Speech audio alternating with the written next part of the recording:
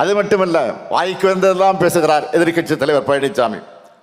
சமீபத்தில் பேசியிருக்கிறார். என்ன, இந்து சமய அறநிலையத்துறை சார்பில் பள்ளி கல்லூரி கட்டக்கூடாதான்.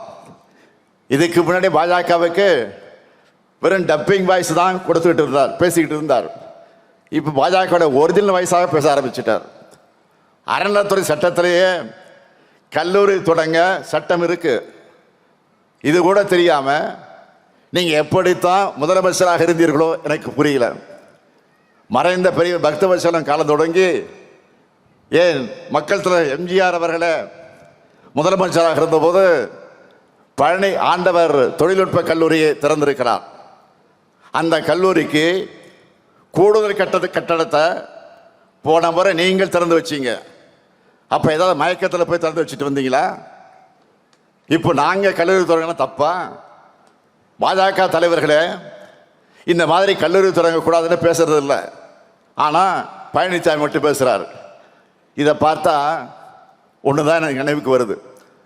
ஒரு திரைப்படத்தில், வடிவேலு படத்தில் தான் ஒரு காமெடி ஒன்று வரும்.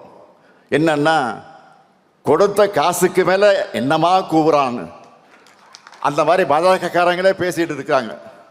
இந்து சமய அறநிலையத்துறையை பொறுத்த வரைக்கும் தமிழ்நாடு வரலாற்றில் இல்லாத அளவுக்கு திராவிட மாடல் செய்திருக்கக்கூடிய சாதனையோட லிஸ்ட் பெருசாக இருக்கு. நான் பழனிசாமியை நேரடியாக கேட்கிறேன், ஏன் படிப்புனா உங்களுக்கு அவ்வளவு கசக்குது?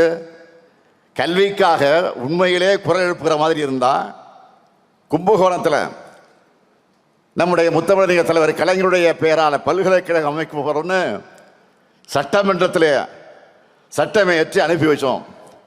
2 மாதம் ஆயிருக்கு. அதுக்கு ஆளுநர் இதுவரையில் அனுமதி தராமல் இருக்கிறார். நான் கேட்டேன், இதை விட ஆளுநருக்கு என்ன வேலை? இதுக்காக குரல் எழுப்ப எதிர்க்கட்சி தலைவருக்கு நெஞ்சுரம் இருக்கா?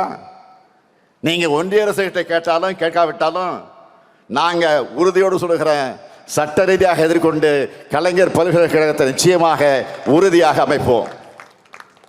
மாண்புமிகு எதிர்க்கட்சி தலைவர் பழனிசாமி அவர்களே, மக்களுக்கு எதிரான கருத்துக்களை பேசிக்கிட்டு தமிழ்நாட்டுக்கும் தமிழ்நாட்டு மக்களுக்கும் துரோகங்களை செஞ்சுக்கிட்டு மக்களை எப்படி ஏமாற்றி விடலாம் என்ற நப்பாசையோடு நீங்கள் என்ன பயணம் செஞ்சாலும் மக்கள் ஒருவதும் உங்களை ஏற்றுக்க மாட்டாங்க.